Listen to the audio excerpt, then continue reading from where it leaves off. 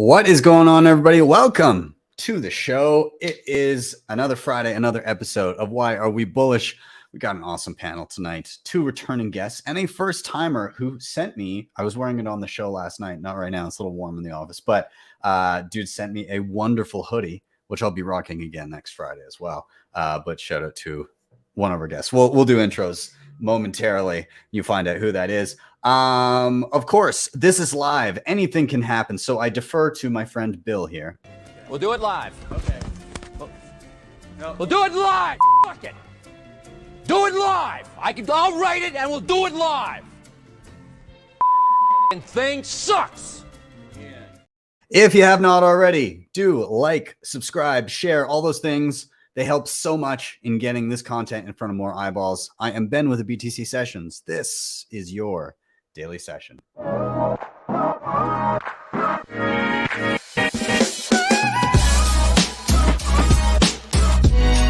HODL the Bitcoin. All right, before we bring in our guests, let's take a look at where we are in the market right now. This is timechaincalendar.com. Excellent resource from a guest of the show that was on just last week, TC, aka Meditation Man on Twitter. Anyways, awesome tool. So we're sitting at 16,746 cuckbucks per coin. A single US dollar, aka Moscow time, will pick you up 5,972 sats. 91.6% of all Bitcoin have been mined, which is 19.24 million. And in terms of fees, it's looking like around, no matter what you do, around double-digit sats per byte if you're looking anytime in the next 6 blocks or so. Yeah, not too much going on outside of that, though. Let's give a shout out to sponsor of the show, CoinKite.com. They've got the best hardware in the game. I love my Cold Card Mark IV. In fact, 2 more just arrived. What am I doing with my life? I have so many of them. Nonetheless, these guys have the best stuff out there. Of course, the Cold Card Mark IV, legendary to secure your stack. They've got the open dimes. They've got the block clock, of which is on the shelf behind me here. Sats cards, tab signers, all kinds of great stuff. Be sure to check them out. CoinKite.com. Use code BTC Sessions for 5% off everything in the store. Up next, we've got Start9 Labs, your sovereign computing solution. You can host your full Bitcoin stack. That includes copy Bitcoin Core to connect your wallets to, build your Lightning node, maintain your channels, all the software inclusions in there, run your own copy of mempool, all that great stuff, but also host your digital life, whether it be your photos, your files, your passwords, everything about your life you can host here and get it out of the hands of corporations and preserve your privacy in the process. They don't call it sovereign computing for nothing. So be sure to check out start9.com. I did drop my tutorial on the embassy. It shows how to build it, shows how to use it, and you can get through all of that, and you can either build it yourself or grab one of their plug and play options direct from their website. So check them out, start9.com. If you're stacking sats, HodlHodl is the way to go if the following are important to you: peer-to-peer, self-custody, non-custodial, and privacy. That's very, very important to a lot of people. Censorship resistance, all that great stuff. Be sure to check out HodlHodl. You can sign up in a couple of minutes with nothing more than an email address and get trading peer-to-peer in a way that cannot be censored and does not give away all of your information and your firstborn child in the process. So be sure to check them out. They also do have a lending platform in which nothing is ever rehypothecated. So super awesome. Check them out. Link is down below. If you're backing up any important Bitcoin wallet, get it in solid steel. BillFodl at privacypros.io has you covered for this. They've also got Faraday bags. If you're a tinfoil hat wearer like myself, you can put your hardware inside of those Faraday bags to block out outside signals. Yeah, check them out, privacypros.io/BTC Sessions. And finally, if you're in Canada stacking sats, Shakepay, easy way to go. E-transfers in and out, no deposit withdrawal fees, including withdrawing Bitcoin. Sign up down below. First $100 purchase will get you $10 for free. You can shake your phone every day for free sats back Visa card, all kinds of awesome stuff out of Shakepay. Enough of my rambling though, guys. We got to get on our guests here. We got to get bullish. Opti, welcome. Ian, welcome. Matteo, welcome. Good to see you guys. Thank you for being here. I think a quick round of intros for anybody that's unfamiliar with who you are would be great. So let's start with Opti. Opti, can you give us a little intro? Who are you? What do you do, man? Well, what's up, guys? I am just a Bitcoiner. Everyone knows me as Optimus Fields. Now it's shortened to Opti. As you can see, I'm at My Living Truth on Twitter.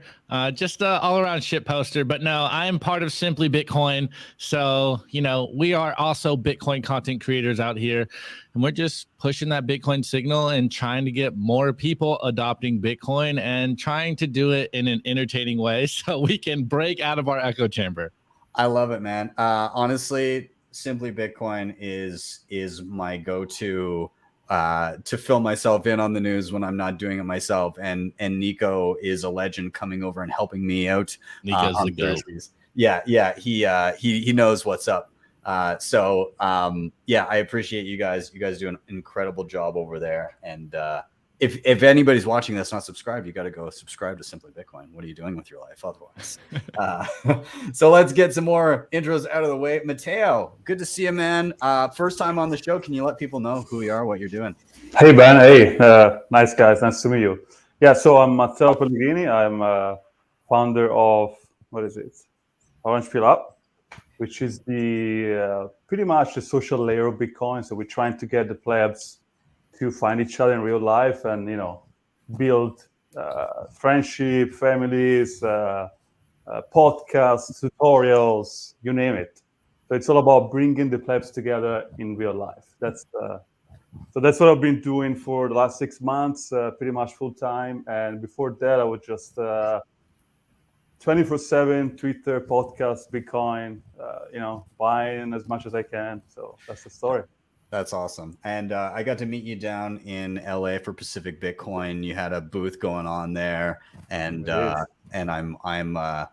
got my Orange Pill app on my computer right now.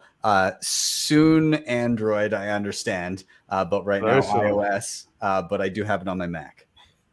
That's great. That's awesome. Awesome. Up next, Ian, dude, welcome back. Give people an intro if they're unfamiliar with you. Thank you for having me back. Hello, fellow savages. I'm Ian Major. I'm the co-founder of an early stage startup in the Bitcoin space called Jolt Rewards. We help mostly smaller merchants integrate a suite of Bitcoin rewards into their ongoing loyalty efforts. And then as a side hobby, I run a YouTube channel, which is Ian Major, All Things Bitcoin, where I cover all things Bitcoin, tutorials on how to acquire Bitcoin, secure it, privacy best practices, running your own node. I kind of view myself as like a second layer of defense. You know, if the YouTube algorithm's having a bad day and it's not directly teleporting plebs to BTC sessions, then I've got the catcher mitts as a second line of defense, because we cannot be letting folks slip through the cracks and make it over to BitBoy Crypto, whatever other nonsense is out there. So as always, pleasure to be here. Looking forward to the conversation. Thanks for having me back. Shots fired. But yes, absolutely. Go subscribe to Ian. I love seeing more educators hit YouTube. It is much needed. The more educational content that can be out there helping people through their basic setup of how to even begin interacting with Bitcoin is so valuable. So yeah, super stoked to have you on, man. So gentlemen, we're going to get into why are we bullish. Before I do that, there's something fun in the chat. I don't know if you guys are familiar with Brian DeMint. He wrote a book called Bitcoin Evangelism. It's pretty good too. So he's doing something. He tagged me on Twitter right before this, but he's in the chat right now. So he said, I'm dropping 12 seed words for 100,000 sats throughout the show. Stay tuned. And he just dropped the first word, which is ramp. So if anybody's going to start trying to brute force this seed before the end of the show, there you go. You probably need a few more before you get it. Nonetheless, it'll be fun. Well, Brian is going to be one of those guys 10 years from now that's going to look at all these stats that he gave out. I know. He was tweeting. He's like, I'm going to have my Laszlo moment with this. So yes. Yeah, this isn't fair for us though. Like, we got to pay attention over here, not the words in the chat. I know. We'll just be sitting, jotting them down off to the side. Yeah, absolutely. Awesome. Well, gentlemen, let's get into the show. So this is why are we bullish. For anybody that's watching is unfamiliar. very simple concept of the show. We each come with a reason why we're bullish, something that's exciting to us, something that we want to chat about that's top of mind. And so we go by the 3 R's. The way it's going to work is somebody's going to drop their reason for being bullish. Then together, we're all going to riff on that reason, questions, comments, whatever comes of it. And then third, we're going to rotate until every person gets a turn. Reason, riff, rotate, simple, easy as pie. And I'm going to get us started today. So I'm actually, and Opti, I'm glad you're here because your friend, Nico, got me ramped up about a particular topic yesterday. He was talking a lot about Bitcoin and energy. And, Bitcoin and energy cannot be separated because of proof of work. And it's what tethers Bitcoin to reality, as opposed to things like proof of stake, where you get to, as Vitalik would say, create your own reality and laws of physics, which, like, when you want to be certain that your money is going to work, you probably want to base it on laws of physics that you're familiar with, not things that you can continually make up and tweak. I know that's what I would like out of my money. However, I got pretty excited because, because I've made some, I was pretty excited about it. So I made a couple little notes for myself that I wanted, like a couple job notes I wanted to touch on. So I think that the world right now is very energy ignorant. And myself included still, I'm learning, but I would like to think I'm much more informed than I ever was previously because of this marriage of Bitcoin and energy and this inability to pull them apart from each other. So there's a lot of things that aren't common knowledge. So, things like energy density, like where you're getting your energy from. It's not just like all energy is the same. Like it can be in a very like compact form, or it can be very difficult to extract large amounts of energy with large amounts of whatever the mechanism may be to collect that energy. Reliability and intermittence is not concepts that a lot of people, they just take them for granted. Things like transportability, like a lot of people don't realize that energy, you can't just like package up and then just take it anywhere. When you transport it, there's energy loss. Things like stranded energy, like that applies to transportability. There is such thing as stranded energy, where there's large amounts of energy in certain places, and you can't really get it to a grid easily to be used by people. And that energy just kind of sits there, goes to waste. Nobody really utilizes it in any way, shape, or form.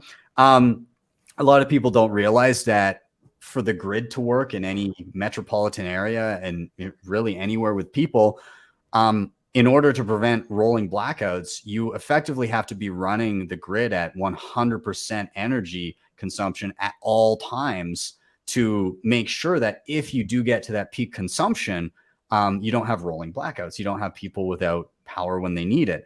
And when it's not being used, when it's not at 100% capacity, then energy largely just kind of goes unused and is wasted. Beyond that, there's no such thing as, a lot of people talk about opportunity cost when it comes to, let's say, renewables. And this is where the Bitcoin mining comes in. So there's remote regions, parts of the globe where maybe there's hydro or something like that. And if you're using hydro to supply power to a town nearby, that's great. You've got a free source of energy there, more or less. But at the end of the day, there's not really, in a lot of instances, transmission lines that can get that energy very far before there's too much energy loss to like merit maintaining the lines.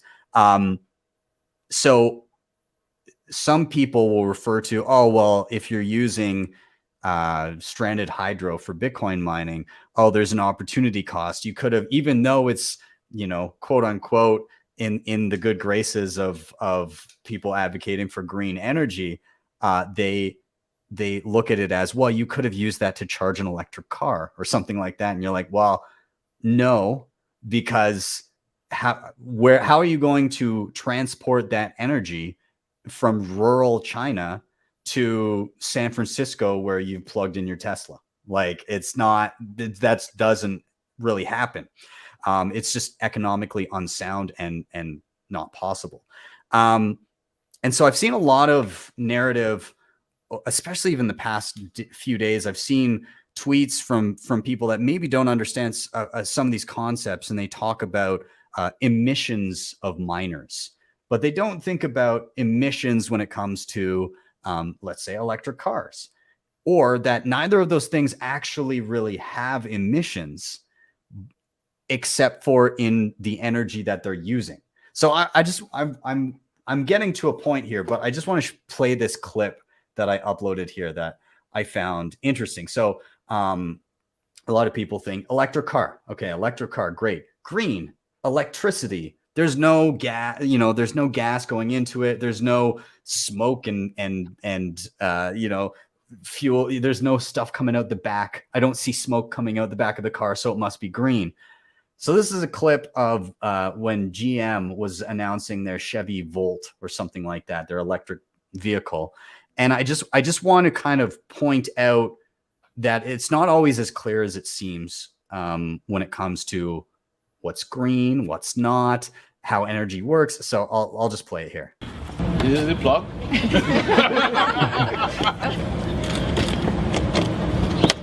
It's as simple as that. The batteries are in the trunk? No, the battery in this particular design is a T shape right down the center and across the back seat area. Because everybody thought we killed the electric vehicle. No, we didn't. It's alive and well. So what's charging the batteries right now? What's the source of Well, electricity? here, it's coming from the building. I mean, is it, what's our mix of power?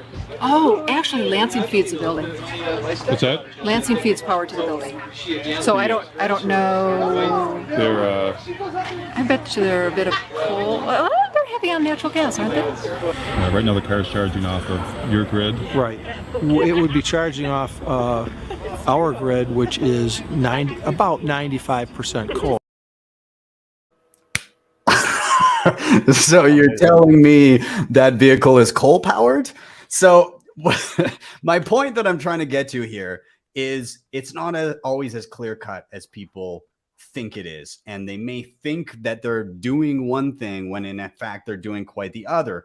And the hypocrisy of pointing to an electric vehicle and saying this is green, and then pointing to a Bitcoin miner and saying this is going to boil the oceans, when both run on electricity and the actual energy mix is entirely dependent on where you're actually sourcing your energy from, is just insanity. And so why am I bullish about this? I'm bullish about this because energy producers are getting this. Energy producers are seeing the relationship between Bitcoin and energy, particularly waste energy. So you see Japan's largest power company beginning to mine Bitcoin with excess energy. You're seeing, Russian oil producing subsidiaries, natural gas giants, so on and so forth. You're seeing ConocoPhillips diving in. You're seeing ExxonMobil. And then you're also seeing things like here in Canada and Quebec, their energy in Quebec, they're just saying, oh no, Bitcoin mining is bad. We don't want to supply power to you. Or at least we don't want to supply power to any new miners because it's bad, because it uses energy. So then they're selling energy to somebody else. It's the same energy. It's coming from hydro in Quebec. So there's literally no difference whether it's charging a car or using a Bitcoin miner. It does not matter.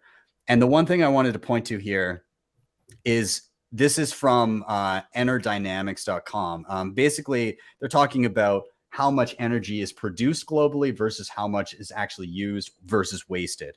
And it said, according to the Energy Information Administration, 34% is the actual used energy. In other words, 66% of the primary energy used and created for electricity is wasted by the time the electricity arrives at the customer meter. So massive amounts of the energy that we create is just simply wasted. And it could be used for something, And it could be used to secure a global monetary network and make all of the energy that is put into pushing buttons and pulling levers and figuring out our economy and doing all of these things to try and hodgepodge together a global monetary system that can just be more or less automated as a base layer of money with Bitcoin on waste energy. And I think that's a fantastic thing. And I think the world will gradually come to understand it. There's very interesting things happening in places like Madeira that is leaning towards being very Bitcoin friendly, using Bitcoin as like a legal tender there. And they're uniquely positioned in that they're an island. And so there's no such thing as like, oh, well, we'll transmit our energy elsewhere. We'll sell it to other people. It's like we produce a certain amount of energy. If we don't stay at 100%, we'll have blackouts. We can't source energy to the island, and we have a lot of excess energy when we're not using it. Could we monetize that? So there's going to be certain locales that get it first, and they'll get a lot of benefit out of that.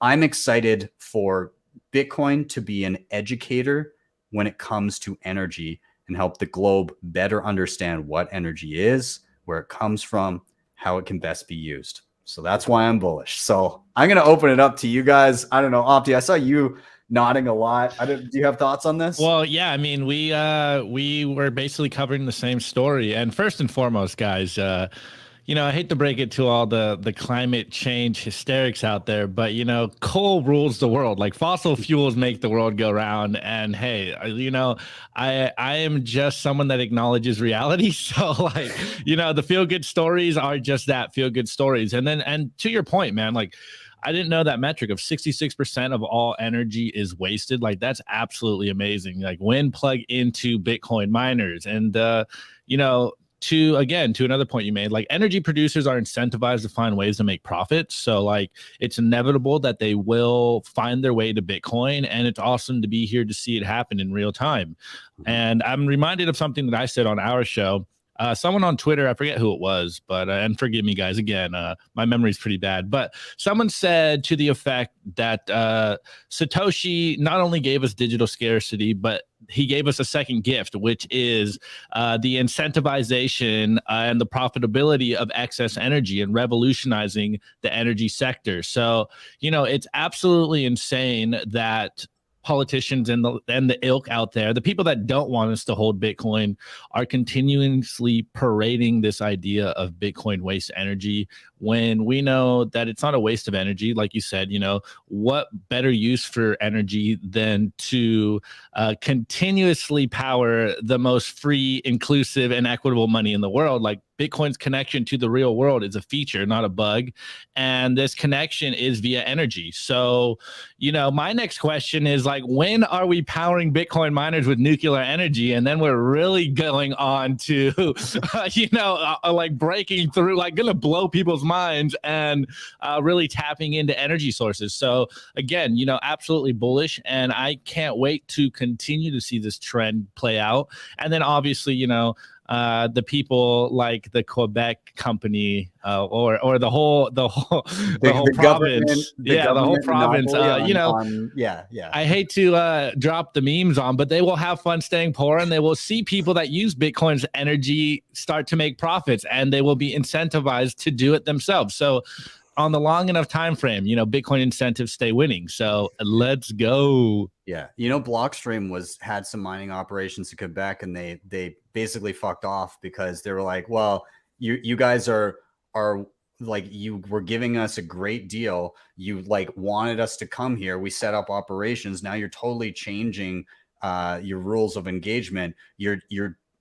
It's too volatile a situation for us to deal with. So we're gonna go somewhere else that's friendlier. And yeah, so I mean, they're gonna, whatever, Bitcoin miners will just filter to where they're treated best. So I don't know. Matteo, I want to get your thoughts on kind of what I was chatting about. Like, what are your feelings on how people, like, I don't know. I'm gonna disappoint you, man. Because I think what you just said is great, and obviously it's all true, and you know, it's obviously the case that Bitcoin incentivize renewable energy and reduce waste. But I think the problem here is that we're measuring the system from the system. The bigger picture is the Bitcoin. It's not about renewable energy.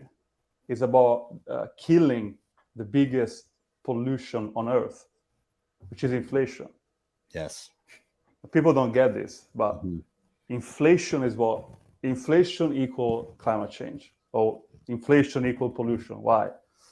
Because when your money go down, you have to work more, which means you have to drive more. Your company has to produce more products. They have to sell more products. You're gonna buy more product because your money is worth nothing if you give it in the bank. So you're gonna buy more. So now imagine all these products going around the world, China, Vietnam, to the United States, right? That's pollution. Inflation equal pollution. Yeah. Deflation equal green energy, green world. So the way I like to explain Bitcoin and energy is like, forget about these minutiae details, which is true. Think about, the big picture. Once you explain to people that inflation is possibly the biggest cause of climate change, if you believe in climate change, and then Bitcoin is the only solution to inflation. So Bitcoin is the only solution to climate change. Yeah. Well, I love the framing. You're spot on when it comes to like inflation drives a society of overconsumption. Of course. Right? It's obvious. It's a forever growth. I can tell somebody's been reading The Price of Tomorrow. Oh yeah, it's somewhere here. Yeah, it's definitely, Jeff Booth is obviously the author of this idea that if you keep measuring the system from the system, it's gonna be hard to explain to people that you're gonna end up with people that say, no, but what about emission? What about, say, look, you care about climate change? Great. Let's look why there is climate change, and let's look how inflation plays with climate change. And then let's look what is the fix for inflation, which obviously it's only Bitcoin, because it's not going to be gold. I mean, we try that. It's not going to be CBDC. I mean, that's even more inflation. Oh yeah, that's mandated inflation down to your individual wallet. Inflation 100x. So that's consumption. That's non-consumption taxes. If you don't consume, we're going to tax you and take money out of your wallet. The government wants you to spend every single dollar. Yeah, which means you have to buy something, you have to go somewhere, you have to consume, which means pollution. Yeah, it's as simple as that. Yeah. Saving's bad. Saving means that the fruits of your labor are put away for a later time. But if you put it away for a later time, then they're worried that you won't, be a good little consumer and continue to work into your 80s to support their wealth extraction. Well, the Ponzi scheme, it's a Ponzi scheme. Yeah, more or less. You got to technically speaking, it's a Ponzi scheme, right? Yeah. All the bonds are repaid by future buyer, not from growth. Like any debt that is now repaid with growth is technically a Ponzi scheme. Yeah. So the bond are the biggest Ponzi scheme on Earth. Yeah. As simple as that. Ian, I want to get your what is Opti drinking? Invisibility? That's great. I love it. Ian, I want to get your thoughts on the energy topic here. Yeah, I mean, it's impossible not to be wildly bullish about the intersection of Bitcoin mining, the economic incentives therein, and energy in general.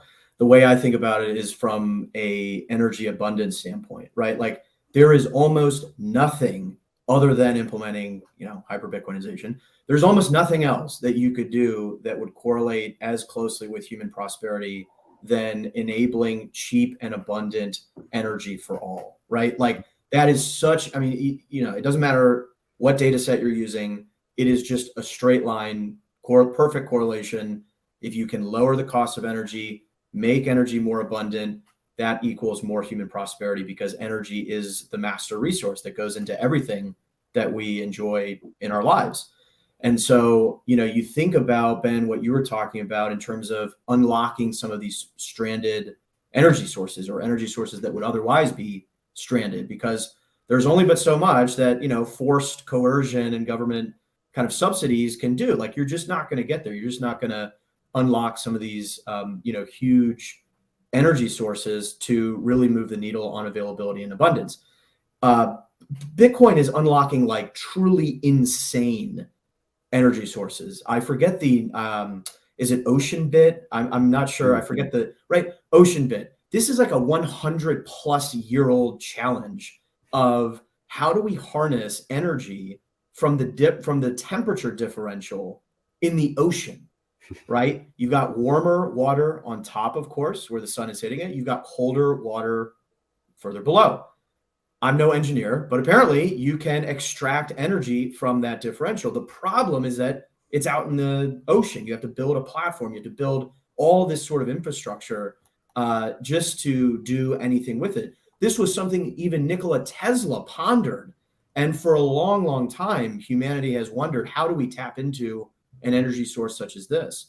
And Ocean Bit is a really, really interesting company. I think they're based in Hawaii. There's a good Robert Breedlove show with the Ocean Bit guys that folks should check out. Like, that's crazy. If you unlock that, that's unbelievable. In addition to all the kind of solar, wind, blah, blah, blah. Like, I don't think anyone's arguing against, more energy of all stripes and flavors, right? Like, the more the merrier, the more the better. And so that's what gets me really excited, is some of these more just, again, exotic, stranded sources that suddenly have a real free market incentive to come online. And there is just that goes directly to prosperity. So hard not to be bullish. Ian, I just had a thought. You were talking about this ability of harnessing the differential in temperature in ocean. Do you guys remember that Tom Cruise movie, Oblivion? It's like set in the future. A little bit. Yeah. And anyways, there's a scene that comes to mind. Are these Bitcoin miners? Should be. Yeah. Oh, I think it has been written. I think Tom Cruise may have just predicted future Bitcoin miners in the aliens told him about Bitcoin. Yeah, I think so. And the last point that I'm going to make here is this is also bullish in the point of whatever it was, 60 something % of all energy basically being waste. A lot of people often worry, well, once the block subsidy drops to zero, is our fees going to be enough to like subsidize people to secure the network? Well, if you're an energy producer and 60% of our energy is just waste, then of course it's free. You're getting paid for your garbage is what's happening. You're getting a kickback for what you were going to dump in the trash. And so why would you not capitalize on that? So I think that even when the subsidy drops insanely low, there's going to be energy sources and excesses of energy that are tower above the amount of energy we use right now, that will still be funneled into Bitcoin mining strictly because it's waste. And that will be what secures the Bitcoin network. Now, it'll make it be a lot more difficult to be mining at home from like a grid in a city. But at the same time, the network will be incredibly secure. And if you're close to an energy source that is, or if you have excess energy at your disposal in some way, shape, or form, then it would only make sense to be using a Bitcoin miner in that instance. So yeah, hella bullish on it. Very excited. But I'm going to wrap my topic there. Can I add something? Yes. So I think that at some point the countries are going to mandate that energy wasted should be allocated to Bitcoin mining. Ooh. Why wouldn't they do that? Top down, we must get as many rewards from the Bitcoin Think about network. It, right? You strengthen. Think about El Salvador. Like, why wouldn't they, as a country, if country adopt Bitcoin and they have wasted energy, then either they do themselves or they incentivize, whatever you want to call it, money on Bitcoin. Yeah. Well, I mean, especially if you've got if you do have state energy providers, right? Then I mean, that's a no-brainer, right? Like, why would, if you can't offload the energy anywhere else? It's basically free money. Yeah. Yeah. It's literally free money.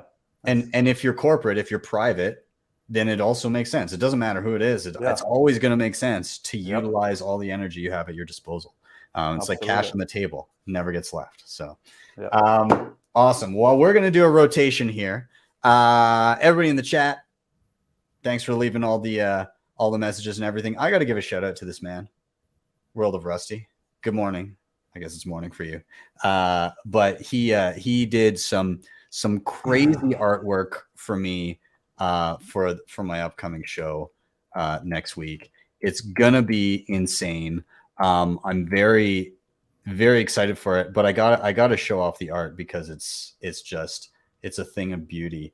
But World of Rusty put together this thumbnail for the Christmas special next week. And it's just like the most beautiful thing I've ever seen. And I got it printed and it's now on my wall beside me here. And it's fantastic. So shout out to World of Rusty. The best part is Greg. The best part is Greg in the background, outside.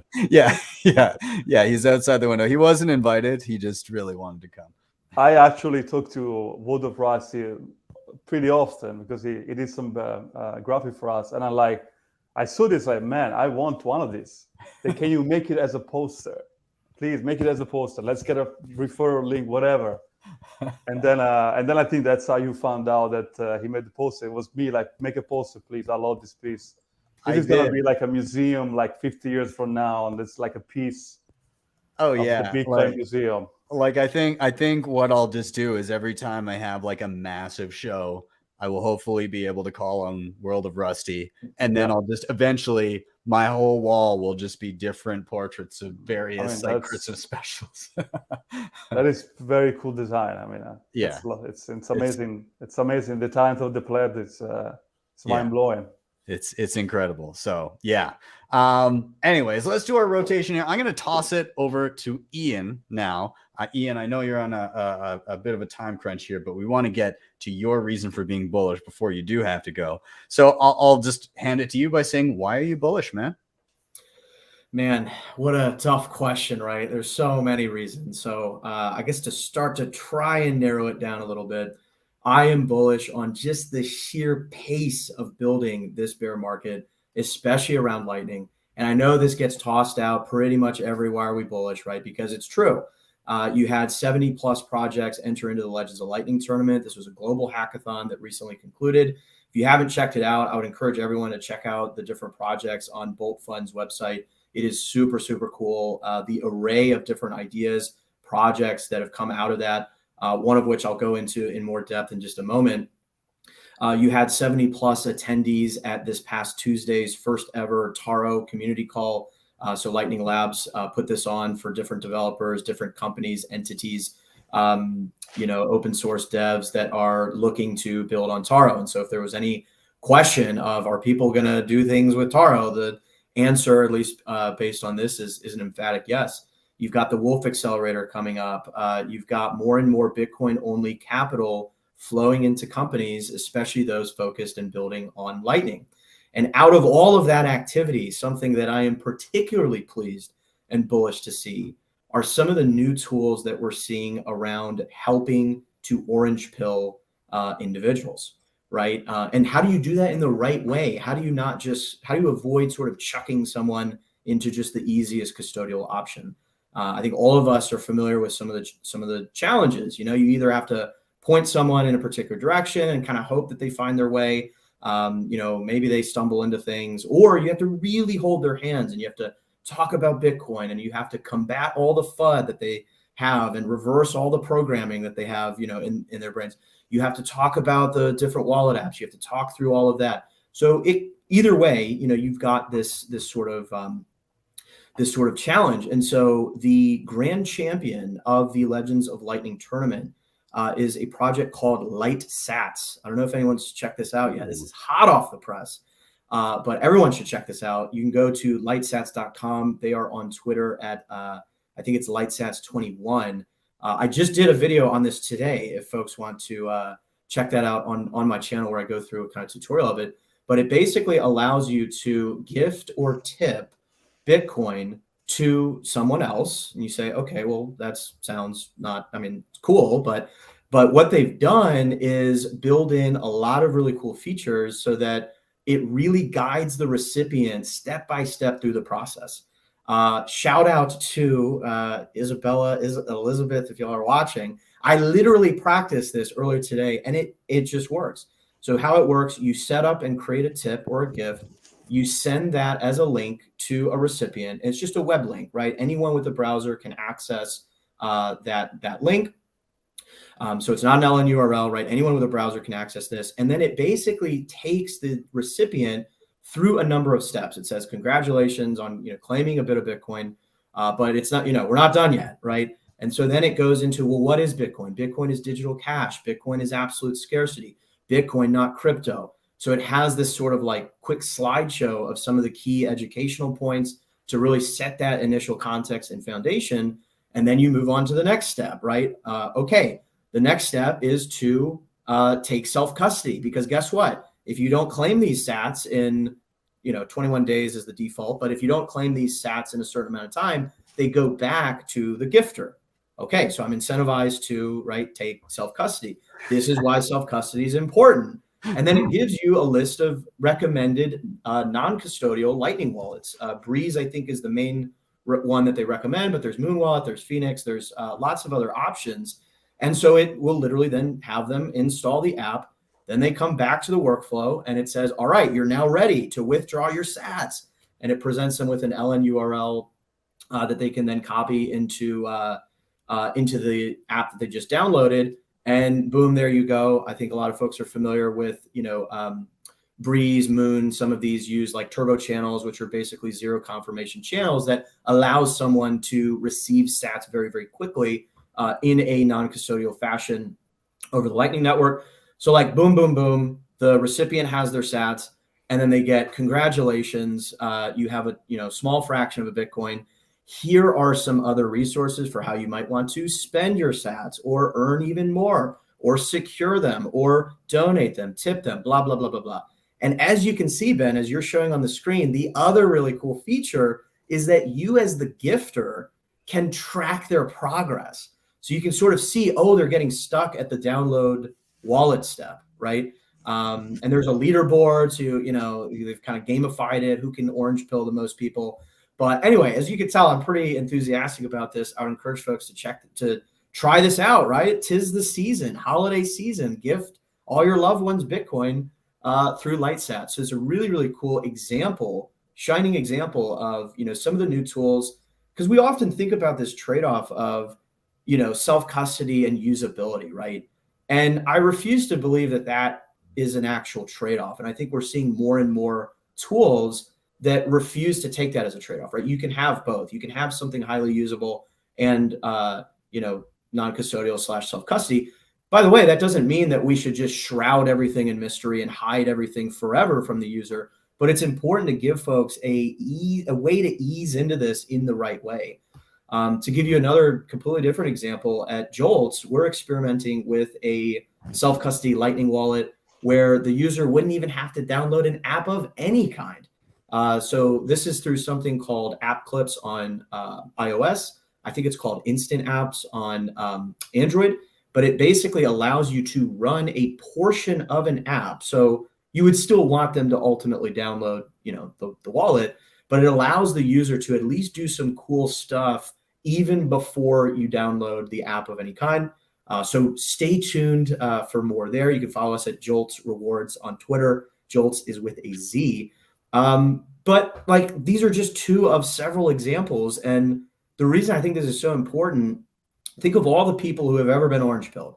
Some of them have been orange pilled by some random friend in 2014. Some of them have been orange pilled by Sailor. Some of them have been orange pilled by the various folks on this stage, right?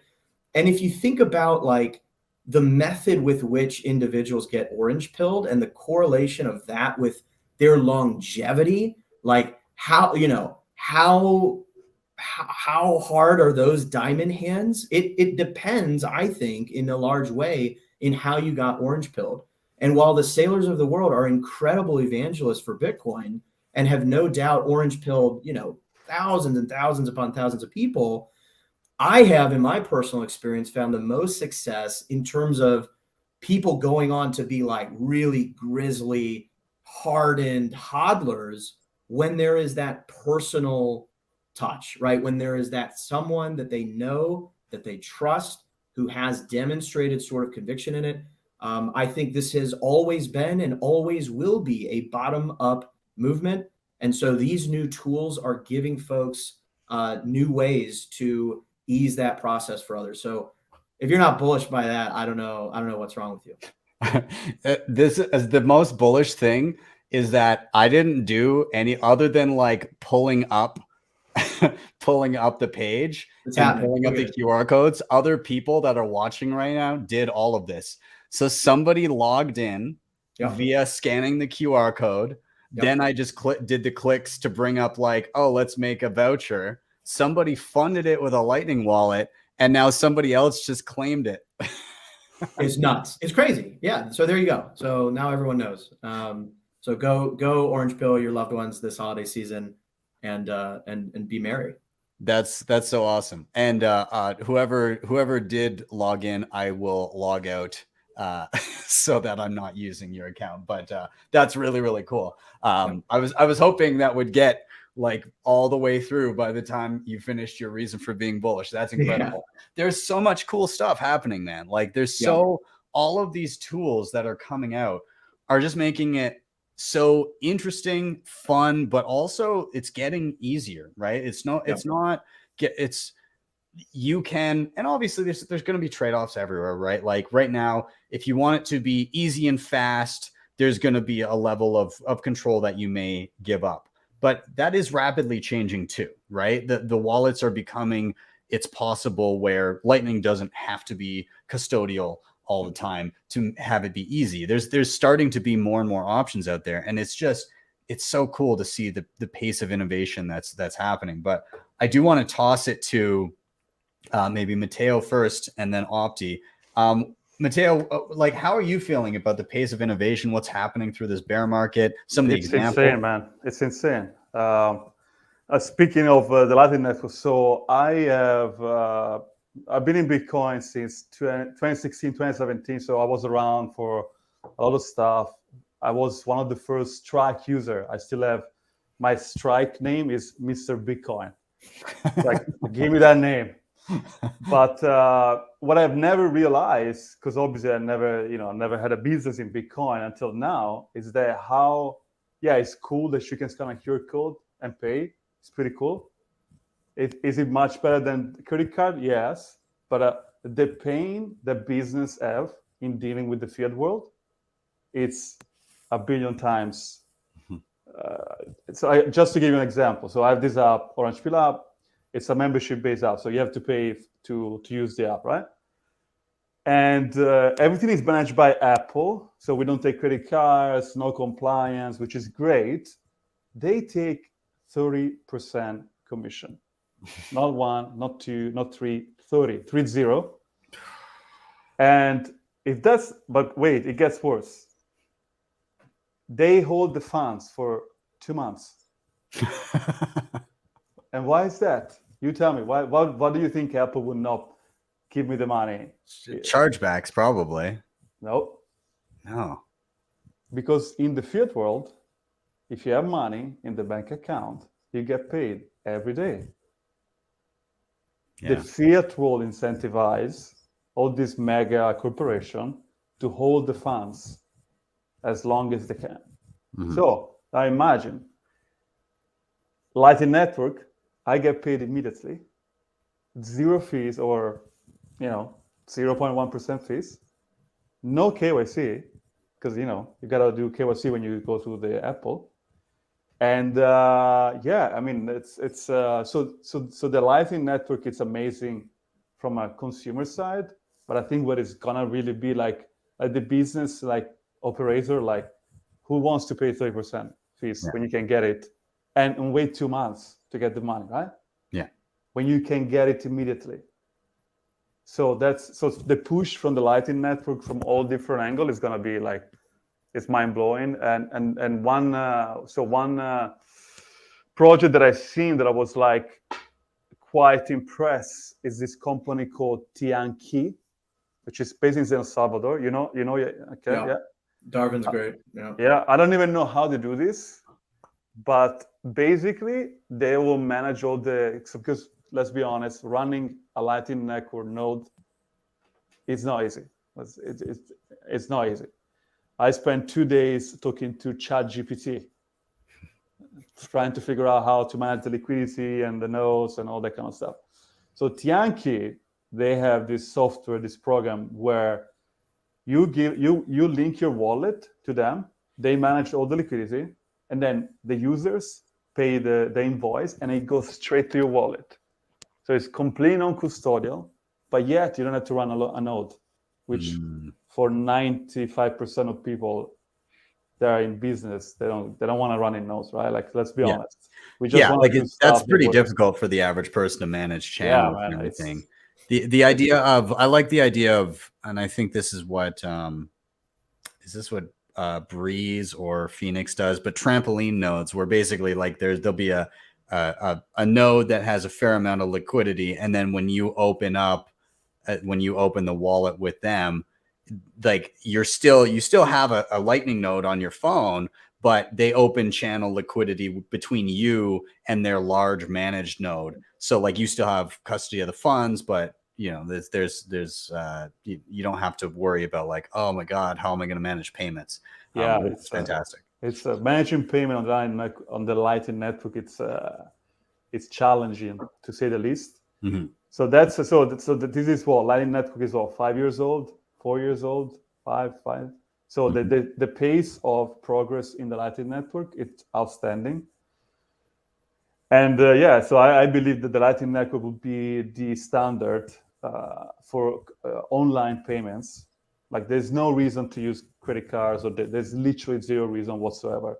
Yeah. Once both sides of the equation, like the business people and the users, can just scan a QR code, get the money, and no problem. Like, this is like, it's mind, and also micropayments, instant settlement, all that kind of stuff.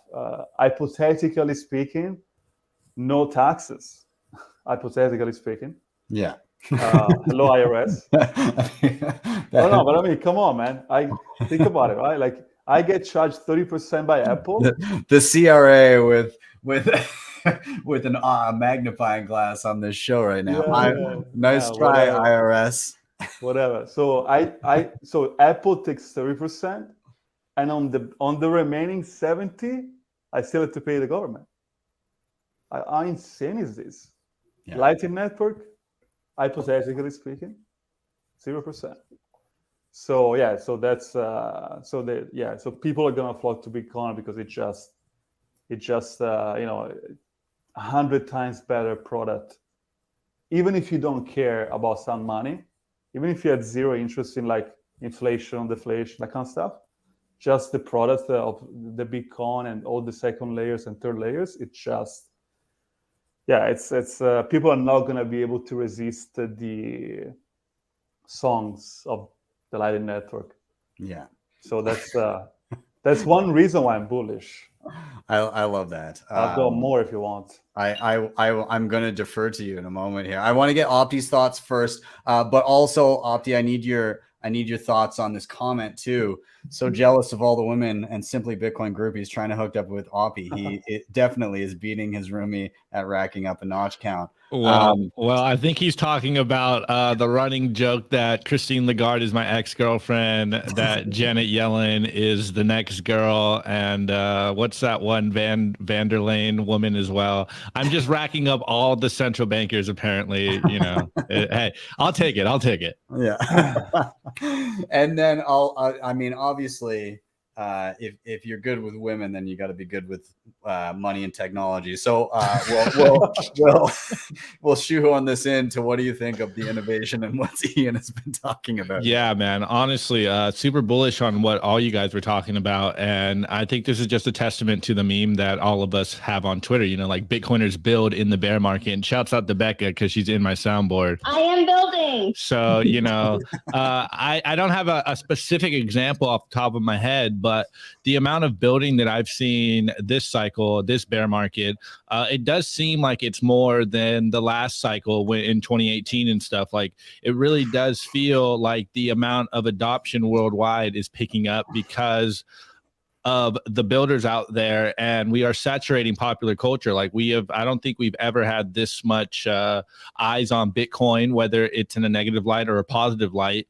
And obviously, as you said, Ben, I really like how you said it, like it's getting easier to be a Bitcoiner. And I like Matteo said it as well. You know, in the beginning, I joined Lightning, I think it was like 2018. And it was so hard for me to get on it. I literally had to use Pierre Shard's Lightning launcher app. And it was like, I just wanted to get it to work. And I couldn't figure it out until I just downloaded his app and it worked. And now we're at this point, like you're saying, Ben, you know, you just download a wallet.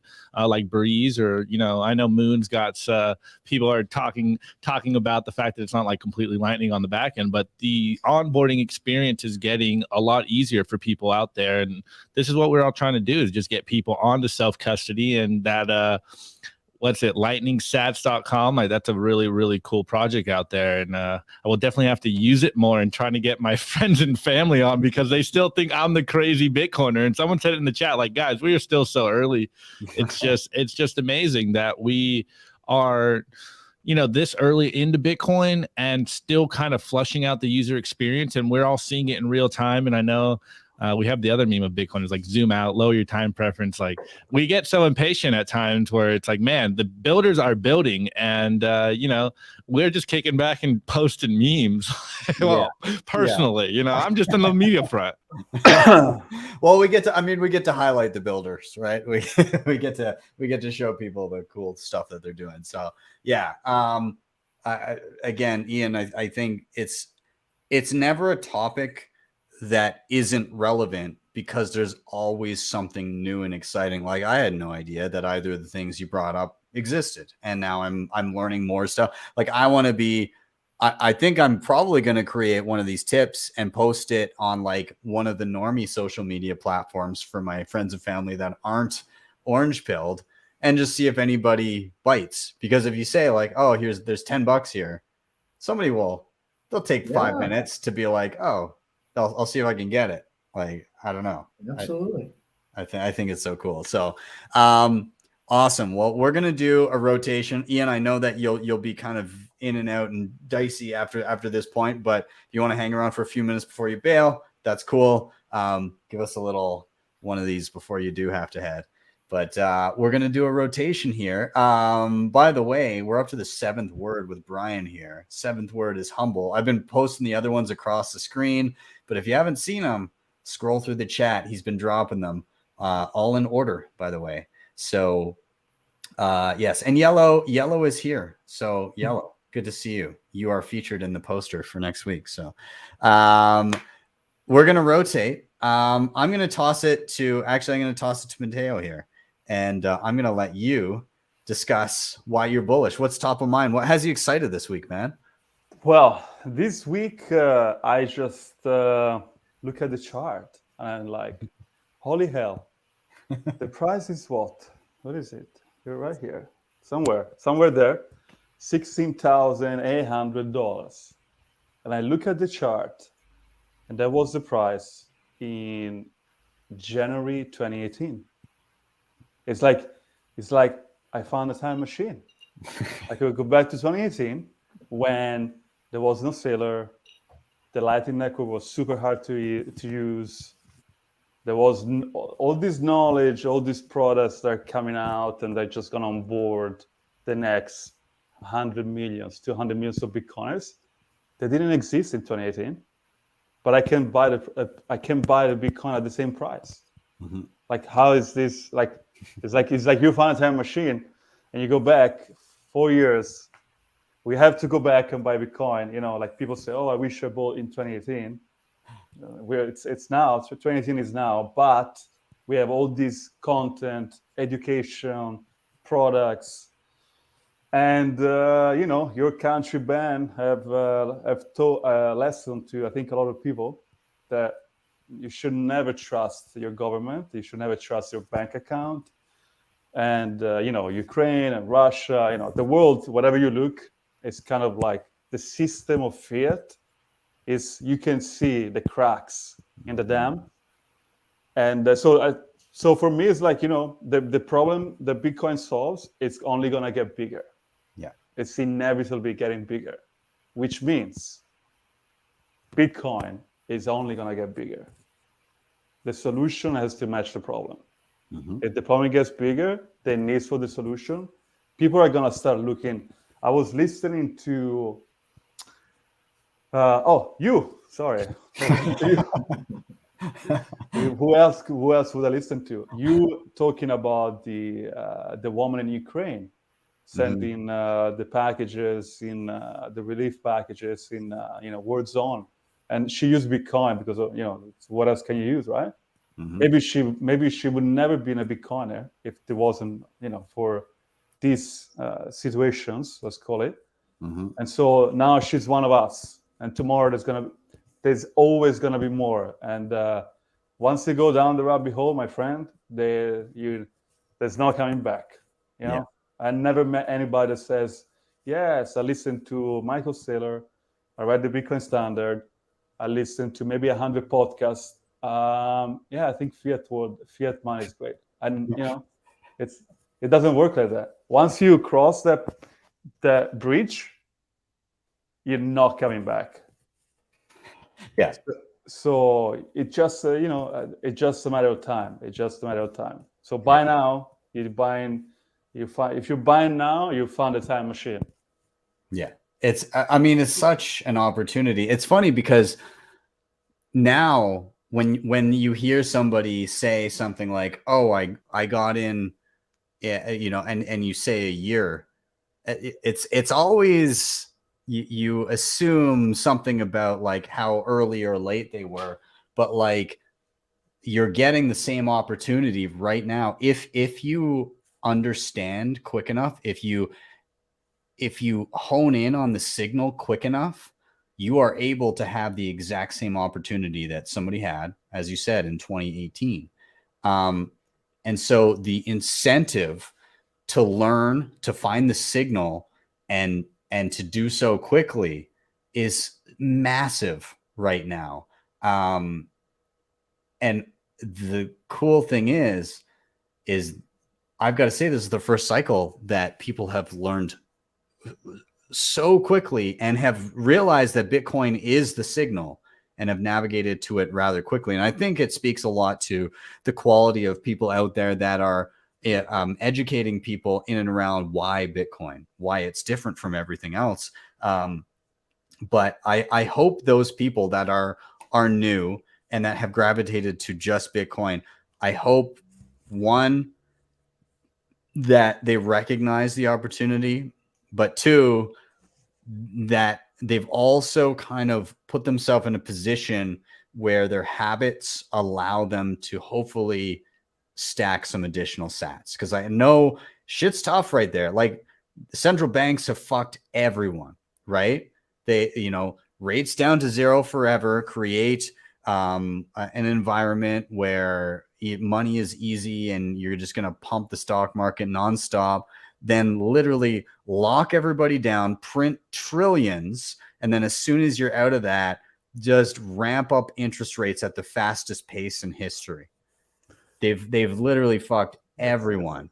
But I'm hoping that some of the people out there that have been kind of learning either have or are getting themselves in position to get their head down, work, spend less than they earn, and then save in a money that cannot be debased.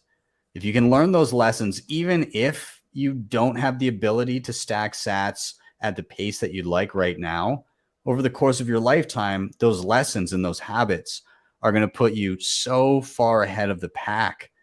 It's going to be ridiculous. So again, don't, if you're feeling kind of shit about the situation of the world right now, as most people are, everybody's feeling the pinch. Everybody's spending more than they want to on the same things that they had the other day.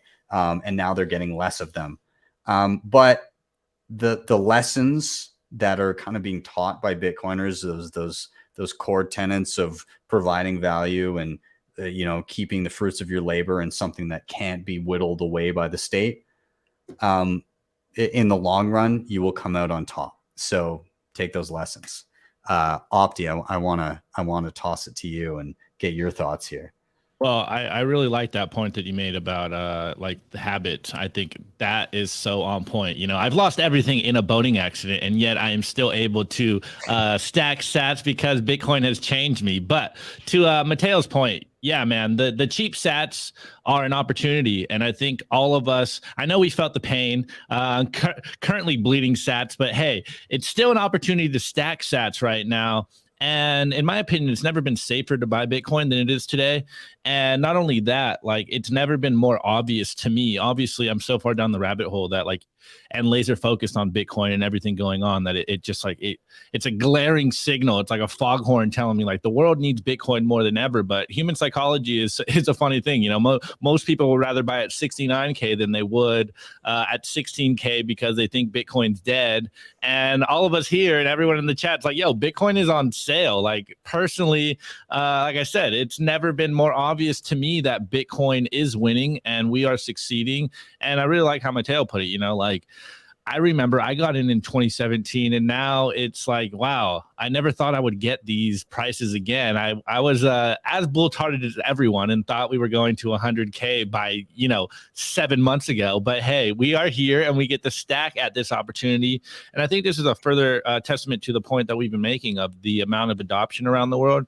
This is giving everyone around the world the opportunity to become a whole coiner and get on the Bitcoin train. And so, again, it is our job to spread the good word of Bitcoin, and here we are. And I think what you said, Ben, is also a very telling point. It's people are learning so fast now because it's a testament to the amount of awesome Bitcoin only content out there. Like, there is way more Bitcoin content out there than it was when I came in 2017. And I believe it's never been easier to, get to the center of the Tootsie Pop out here and bypass all the noise. Because, I remember when I got in, I got hoodwinked by all the shitcoiners, and I would have, well, I don't have any sats, but I would have way more sats today if I got to the Bitcoin message earlier. And so I really believe that there's no excuse for people nowadays to really go into shitcoinery unless they are just honest with themselves and they realize that they want to gamble.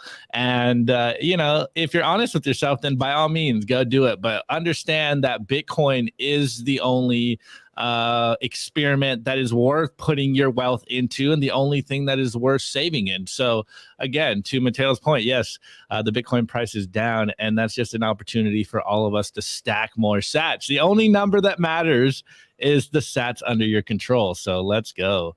Absolutely. Yeah. And to hone in on the last thing you said, under your control, get it off the exchanges, get it into your own custody. It's the way to be, and don't let yourself be a victim, because some people, they honed into all that signal, but they deviated just slightly, and they thought, you know what, I see Bitcoin's the answer. I want Bitcoin, maybe I can earn a little bit of yield on my Bitcoin. Fuck.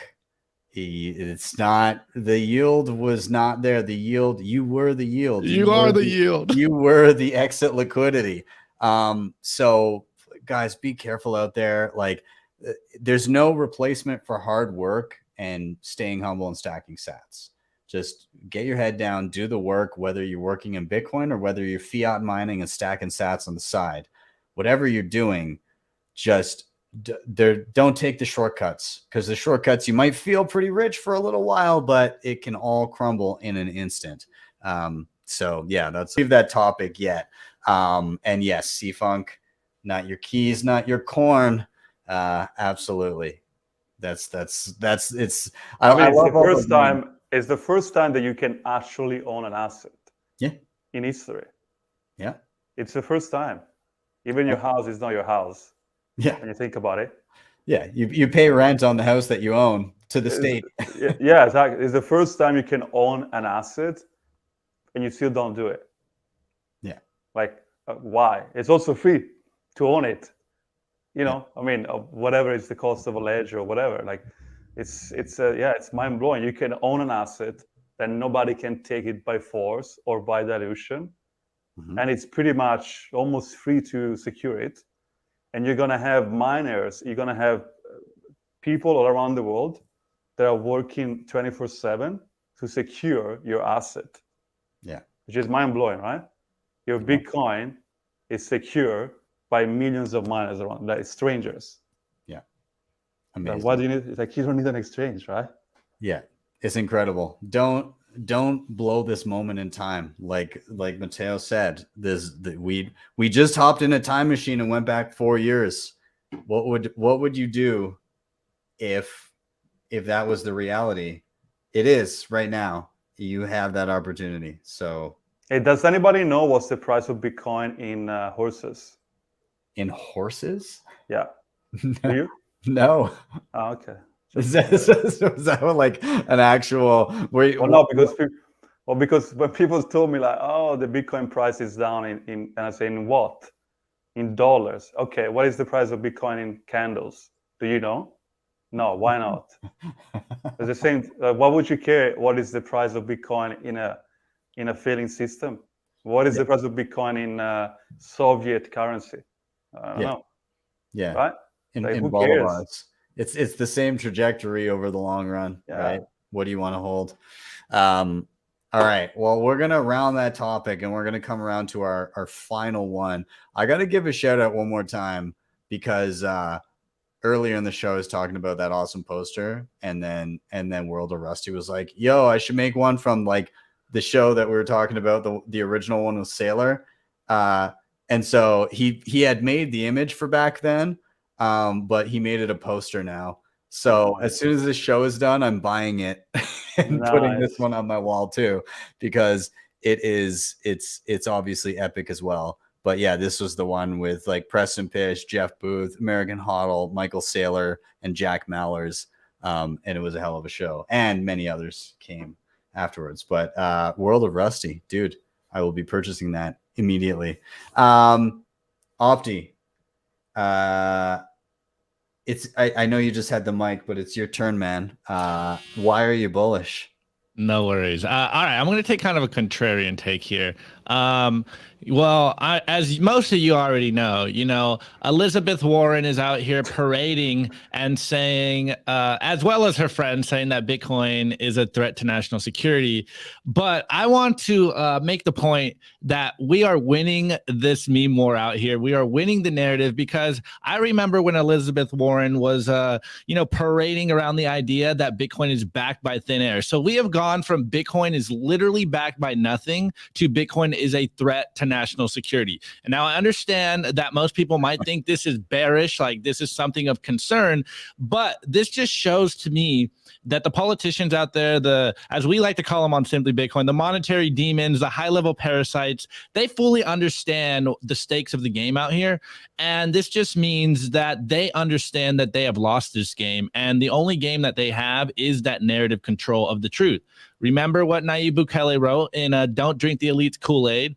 All they can do is monopolize the truth. And so I am now a part of the propaganda wing of Bitcoin, and I say this literally with like as much positivity as possible. We are all propagating the truth. We are all propagating this Bitcoin signal. But the powers out there, they know what's going on. I don't think that they're uneducated anymore. I am fully convinced that they know the existential threat that Bitcoin is instilling in their hearts. And so I would like for more politicians to come out like this. And, shouts out to Brad Sherman, because I think he might be the only truthful politician out here, because he fully knows exactly what Bitcoin will do. And he is anywhere possible, he is reeing so hard. And like literally anytime I hear him speak, I'm like, this guy gets it. Like, this is exactly what I'm talking about. Like, this is what I try to tell people every single day.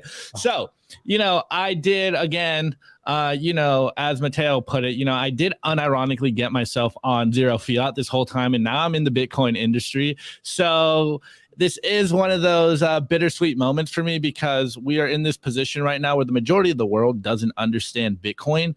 But I have this suspecting feeling, it's just like this nagging in my ear, that the pendulum is swinging back towards freedom of speech and freedom of property. And I think people are waking up to the fact that they do not want this woke culture.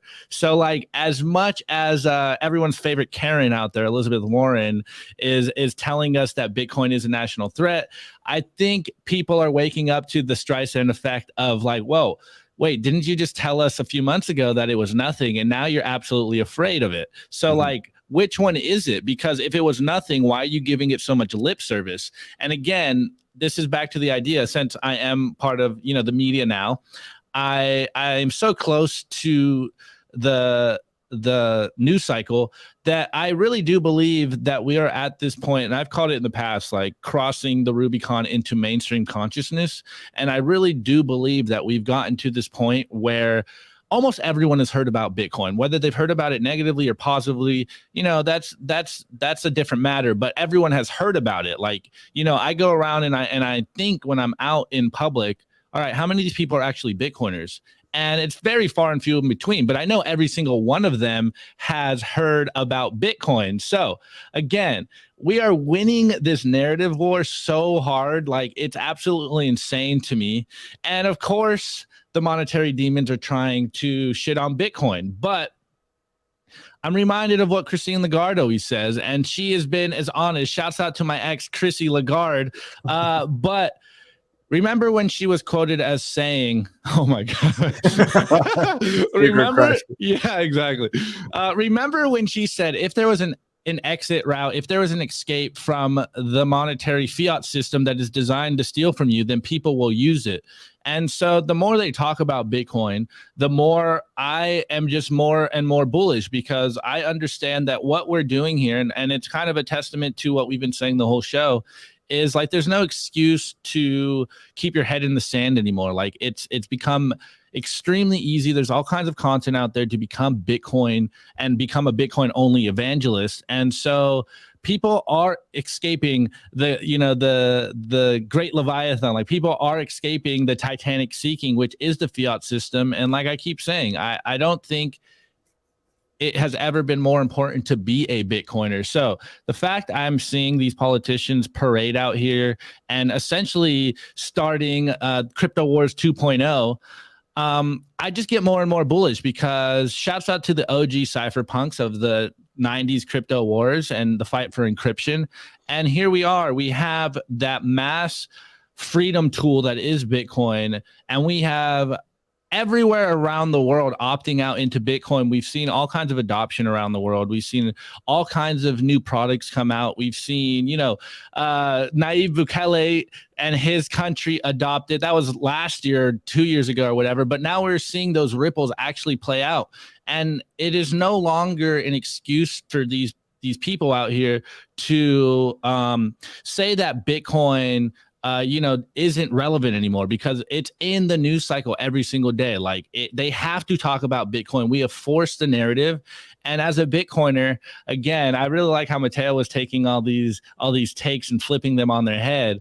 I think it's become more obvious to me right now that we are winning, and we are winning the narrative. And this is what we try to talk about all the time on Simply Bitcoin. Like, we are in a war for the hearts and minds of the people out there.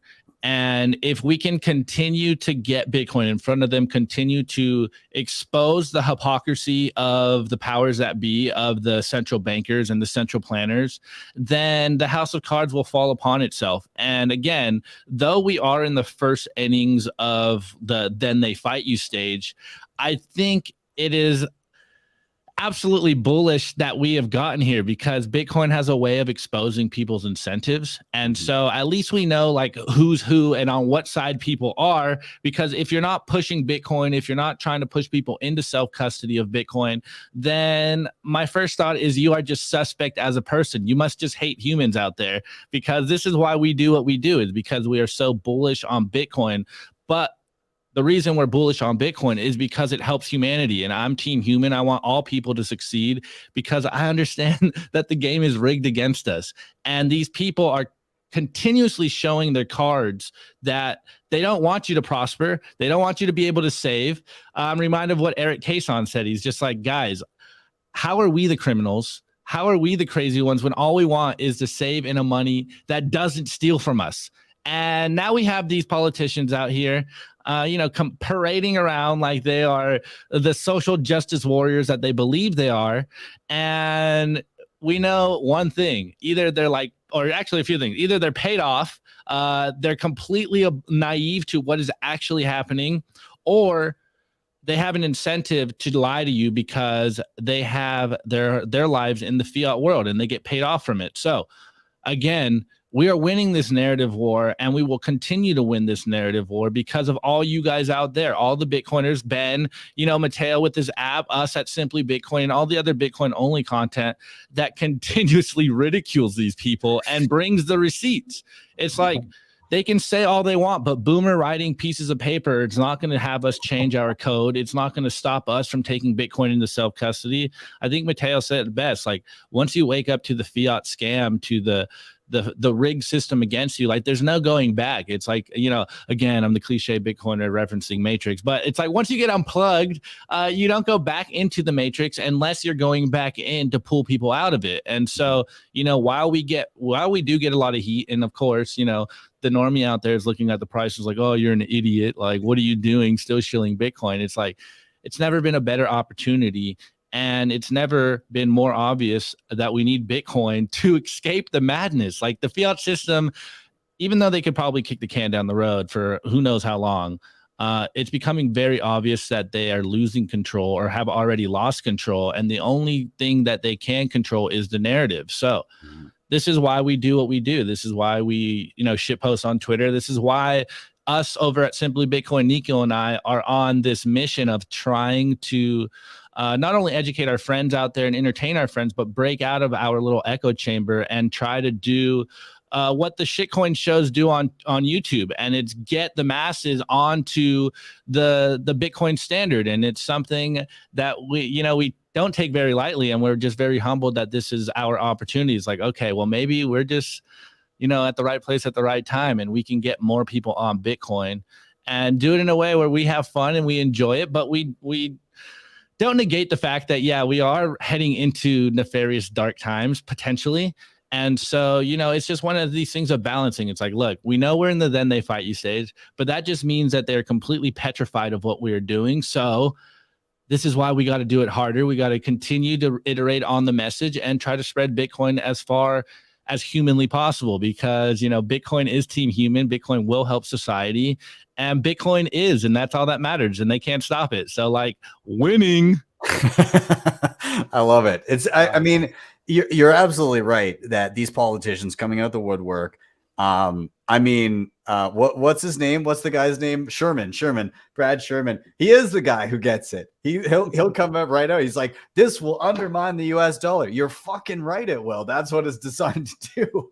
Like he speaks, he says some dumb shit, but like at the same time, he understands the crux of what is trying to be accomplished here. And it's just that he doesn't like it. But he kind of gets it. He does tend to group all of the other bullshit in with it.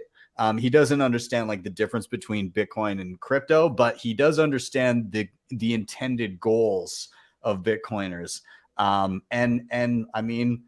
I guess kudos for that. He sees through that pretty well. But you get somebody like Elizabeth Warren, like she was out there parading and grilling bankers over the financial crisis and all the shit they were able to pull off thanks to the legacy system. And she's out there saying like, you screwed so many people. Like she's trying to clamp down on them and everything. Bitcoin created as a solution to that problem, to the legacy system that gave birth to these maggot, like just disgusting, like leeches of humans that are using the system to just leech away people's purchasing power and grow to this to sizes that are too big to fail, and then get bailed out by the government, again leeching off the fruits of the labor, the fruits of people's labor, through bailouts. And then she goes and she attacks the very thing that was created to stand up against the very people she was fighting against. So she's effectively, if she got her way, she would further empower the same scumbags that she was screaming at in 2009, 2010. And she will not budge on it. Like she's so fucking stubborn about it. And there's no changing her mind. She's just going to sit there and scream. And it's kind of like that meme. Okay, grandma, time to go to bed. Like and she will fail, because even if, and like there was a stat, I think it was, the CEO of Bitcoin Magazine, tweeted out like how many of the bills that she's backed, the pieces of legislation that she's actually presented, have actually made it into legislation. 1 out of like 200 or something like that. Like, so like it's not going to pass. And it's so far reaching and draconian that like anybody with like a semblance of sense would be like, maybe we back it off a little bit. So it's not going to pass as she's presented. Obviously, it's doubtful that it will make it very far. But let's say a nightmare scenario where it did pass, where everything that she wants comes to pass. All of a sudden, you download a wallet, you run a node, you have a miner, you have an exchange, you have really any interaction with Bitcoin whatsoever. You are a money service transmitter. Like you need to have a money transmitter license. What happens in that instance? Well, we can take some lessons from China. China banned fucking everything, including mining. Do you want to know how much of the hash rate is still in China? 20% of the whole fucking network is still in China. And it's banned by one of the largest, most draconian governments on the planet. If that's any indication of how well a ban would go, it'll be about as effective as the war on drugs. So, but is that true? 20% is still in China? Yeah. Wow. That's kind of like the general. I had no idea. Yeah. I thought it was like almost zero. No. That's insane. Yeah. So it's obviously like hidden away, but like, you know, somebody comes to investigate, they pay some people off under the table. Like it would continue to exist as that. They would probably make examples of a handful of people. I'm not in the States, but like, let's say this kind of regulation came to Canada, I'm fucked. But if it did, at that point, it becomes a very real, like, well, now it makes sense to not live here anymore because my entire livelihood would cease to exist, right? Like I'm rooted in this. I believe it's the path forward. I believe it's the path forward for human flourishing. And at the point where it would uproot my entire life that I've built, obviously sell everything I own and move to a place that's friendly. And then you get that sovereign individual thesis playing out. And then the places where it is friendly to, where do you think all of the people that decide to, you know, pull up roots and move go to? The friendly jurisdictions.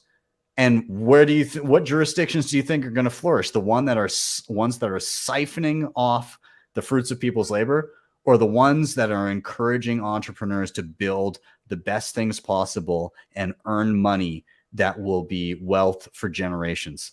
I know where I would want to be. So I think this just plays out. It's just how bumpy is the road on the way there? I don't know. Well, you know, this is the story of America when you think about it. Mm-hmm. That's literally why people flee Europe and came to America, because they wanted an opportunity to build whatever the hell they wanted to build, right? Without being enslaved or in prison or whatever. So this is literally what she's proposing. It's literally, I'm sure she is not going to pass, but whatever. is literally anti-America. It's literally anti-America. Like, Yeah. It's insane. But if she was more beautiful, she would be in Hollywood. She's obviously acting. Yeah. You know, it's pretty obvious to me. One day she say one thing, the next day she say the opposite with the straight face. I mean, she's a pretty good actress. The problem is that she's not good looking, so she has to be a politician. But otherwise, you know, Yeah. it's Yeah. But my thesis is that in probably not 2024, but by 2028, we should have a serious Bitcoin candidate for POTUS in the United States. By then, I'm quite confident. Somebody like Michael Saylor, but politician, like Andrew Yang or Ted Cruz, whatever. It's just a matter of time that people are going to be, because politicians, they're like self-serving people, right? They look, okay, which policy, which issue is going to get me votes? That's how it goes. 99.9% of politicians. So the moment that Bitcoiners and single voting Bitcoiner pass 20%, 15%, I don't know. I mean, you lose and win election by 5%, right? Yeah. So if you can get this hardcore Bitcoin voting block, I mean, I don't know if you're going to become president, but maybe at least you should be on the national stage talking about, I mean, you guys have one in Canada, right? What is his name? Pierre? Yeah, Pierre Poilievre. I would say if there was an election right now, it might be a coin toss. Wow. I think. I mean, Trudeau, obviously. Yeah. So I mean, it would be tough. Like I'm not confident that he would win, but there's a definite possibility. And I don't know, I don't know if it's 50-50 or if it's more like 40-60, but it's not as far off as people think. It's a very real possibility, and people are getting sick of Trudeau. There's never been a prime minister that has won as many, like that historically. If he held another election, there's never been another prime minister in history, if I'm recollecting right, that would have won as many as him if he were to win the next election. Interesting. You don't have limits? You don't have limits? No, there's no term limits. It's fucking insane. It's like my country in Italy. Same. Yeah. So but he has a minority government, and the only reason that he's really like kind of keeping power right now is one of the other political parties is basically paired with him to vote alongside whatever he does. And if they were to break ranks, then it could trigger an election. And it looks like they're kind of leaning that way now. So there might be an election in 2023. And if there is, there's a possibility that there could be a Bitcoiner as the Prime Minister of Canada. Wow. Imagine that.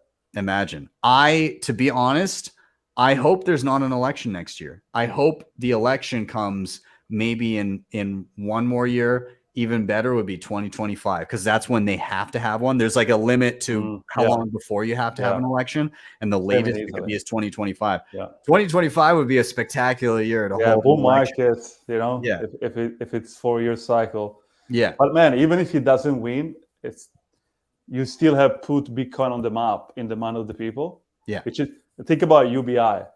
Yeah.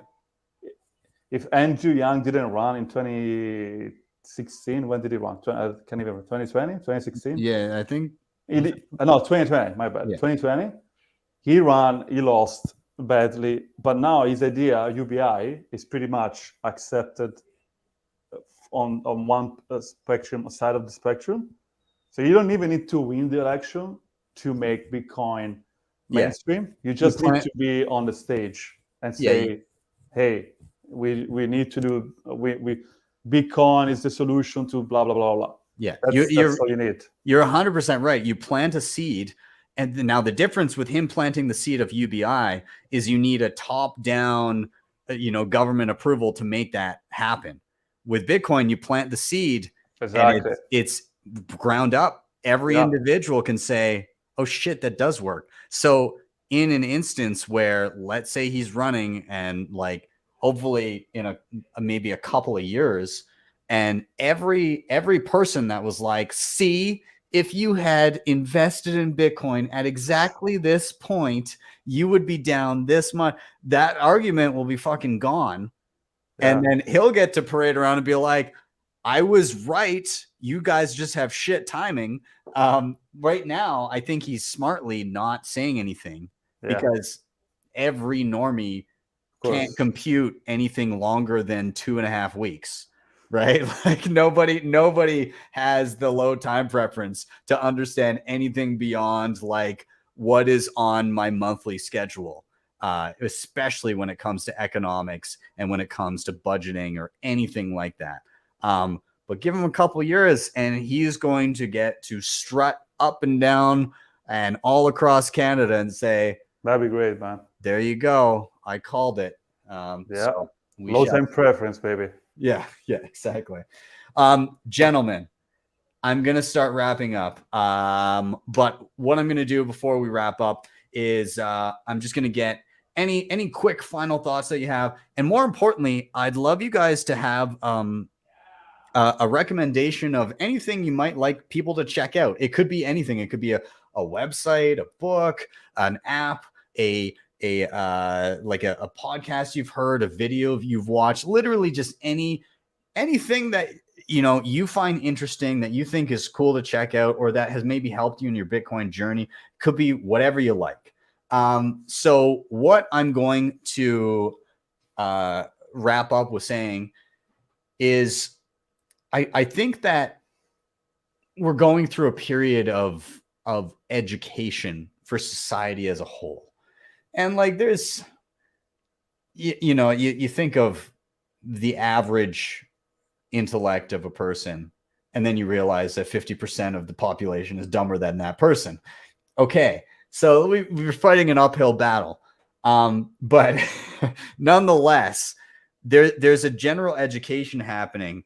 And the reason being is that up until now, our monetary system has been one that is fabricated, at least for most people. Like all of their lives, it has been fabricated. It's not based on anything real. It's as Vitalik would say, it's our own invented universe with our own laws of physics.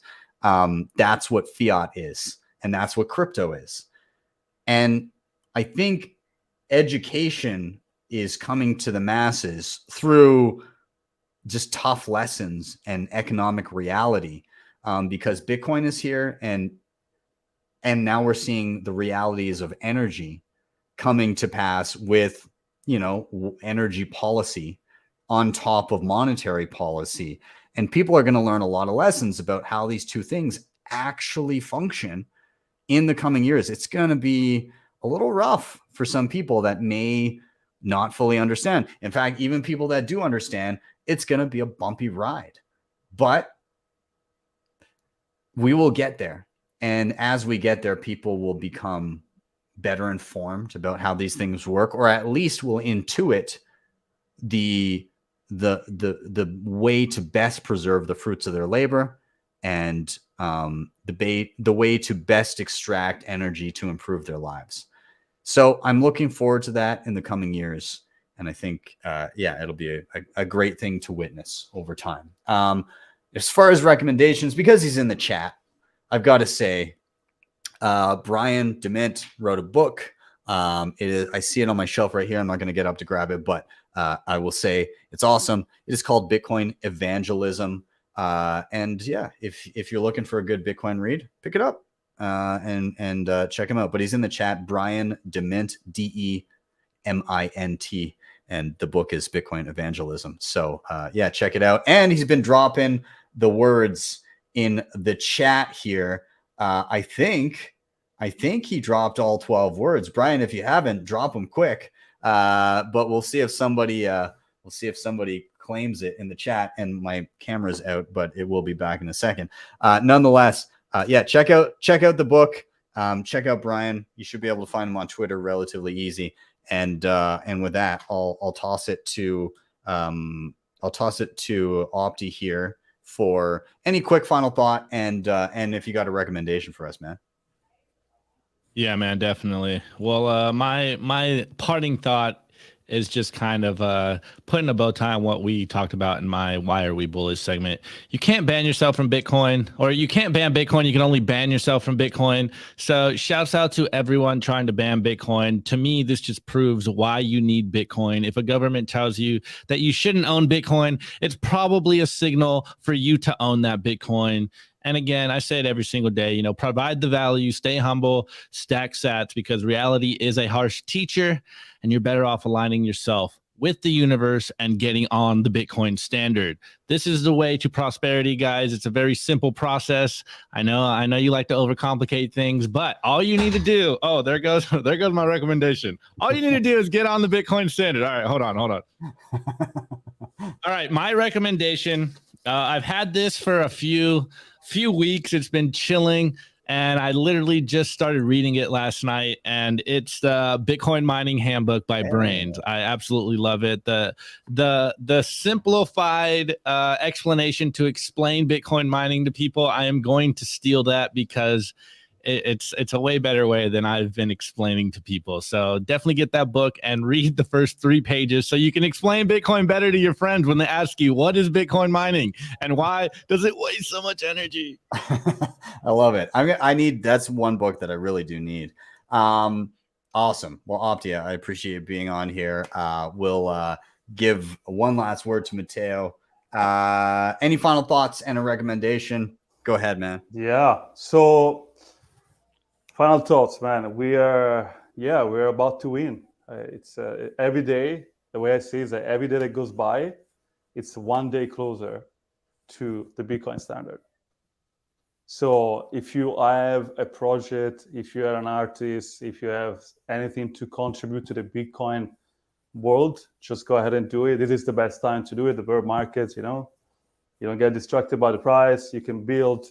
And then when the bull market comes back, people are going to appreciate your work even more. So definitely build, because we need as many developers, as many educators, as many builders, as many artists. We need as many people as possible on this boat. And recommendation, maybe I'm biased, but if you whether you use the app or not, whatever, like, go and meet more Bitcoiners in real life, because nothing gives conviction than spending time with another Bitcoiner. And we were at the Bitcoin Pacific, and I remember and I was like this is like an alternate universe. Like this is the Bitcoin Pacific was literally the day after our friend Sam from the Bahamas got caught, and everybody was happy. And I'm like, this is like, and I look at these people, it's like, this is amazing. Like, this is what it's all about. Like, once you unplug yourself from the matrix, it's a much better life. It's a much better world, and we can all build together. This is just, we're super early, and there's a lot to build. So definitely go and meet Bitcoiners. Download the app if you have an iOS, and awesome. We're about to win. I love it. Can I add to what Matteo just said? Yeah. Hyper Bitcoinization can happen today, guys. If you hang out with only Bitcoiners and you spend your Bitcoin on the products that you want, why are you waiting for the future? It can happen right now. Exactly. Yeah. We have everything that we need to do Hyper today. Absolutely. I'll give you a shout out again. There's my on my desktop orange pill app going. So eventually when it's on Android, I'll have it on my phone. But is that the Tinder for Bitcoiners? Yeah, it's quote, it's not a dating app. But it's Grindr for Bitcoin. A lot of dudes hitting up my DMs. But it is kind of cool when you see there's actually some Bitcoiners in my area. You can chat and be like, oh, let's set up a meetup, stuff like that. If you don't have a meetup in your area, this is maybe a good way to get one going. So anyways, Nonetheless, gentlemen, thank you so much for both being here, and also shout out to Ian, who was here earlier and had some great things to chime in as well. You're both obviously welcome back anytime. So we'll see you soon. Have a good night, gentlemen. Thank you, guys. Thank you, Ben. Thanks a lot. Peace out, Ben. Ciao. All right. And everybody watching, thank you so much. I have something important that I need to drop on you right now, and that is the 12th word. Brian DeMint has been in the chat. He's been dropping words 1 through 11 in a seed phrase. That means 100,000 sats. And I have the 12th word right here, and I'm going to say it live on the show. So if you've been jotting down those 11 words, you might be sitting there with the 12th, and you might be ready to sweep that wallet the second I utter the word away. The last word is away. If you get this and you sweep it, feel free to drop in the chat. Let me know that you got it. But the 12th word is once again away. And yeah, you'll be sweeping away those sats out of that wallet into your own custody if you've got the other 11 that were all in the live chat there. So Brian, that was awesome. I'm going to wrap up with a couple things before we get out of here. Of course, guys, it's coming next week. A week from today, the Christmas show. God, I'm so excited for it. It's going to be so fun. There is like 30 guests, all of which I'm astounded are even giving me the time of day, but they will be there. There's so many fun people coming for this. It's going to be an hour earlier than our normal show time. So it's going to be 5 p.m. Eastern time. And it's going to run probably till 10, probably 5 hours or something like that. Here's a quick rundown of the guest list. Rodolfo Novak, Stefan Livera, Max Kaiden from HodlHodl, Matt Hill from Start9, John Stephanopoulos from FutureBit, Seed Signer, Adam O, Nico from Simply Bitcoin, Steve Barber from Upstream Data, Alex Gladstein, Robert Breedlove, Lynn Alden, Tip, John Vallis, Michael Saylor, Samson Mal, Bernard Pera from BitNob, Jack Mallers, Joe Hall from Cointelegraph, Jeff Booth, Obi from Fetty, Adam Back, Elise Colleen, Mark Moss, Saifadine, Greg Zaj, Yellow, Sean Harris, Bitcoin Becca, American HODL, and more. And obviously, we'll maybe have some surprises in there as well. There's also going to be some hella giveaways, which I'll be announcing through the week in some tweets leading up to this. But there's going to be some good shit. There's going to be some merch. There's going to be some hardware going out. There may be a Block Clock Micro in it for some lucky person. There may be some $200 bit refill gift vouchers, multiples of those. There's going to be some good shit. So make sure that you show up. It's going to be wild. It's going to be a lot of fun. I'm very, very excited for it. It's going to be awesome. So guys, thank you so much. Of course, like, subscribe, share, all those things, super important. They'll help get this content in front of more eyeballs. If you want to help out the show in another way, you can hit up the sponsors down below. CoinKite, Start9, HodlHodl, BillFodl, Shakepay. You can also, if the plethora of free tutorials that I have on my YouTube channel are not quite enough, and maybe you need some hand holding, some one-on-one, you can book those through my website, btcsessions.ca. And if you really liked what you saw, you can always drop me a Bitcoin tip on my Strike page. That is strike.me/BTC-sessions. Get there, type in any amount you want. You don't need to be a Strike user. Hit the tip button. You'll see a Lightning invoice, or if you tap to the right, a regular Bitcoin QR code. With that, I am out. Have yourselves a wonderful day or evening. I'll see you guys next time for your daily session.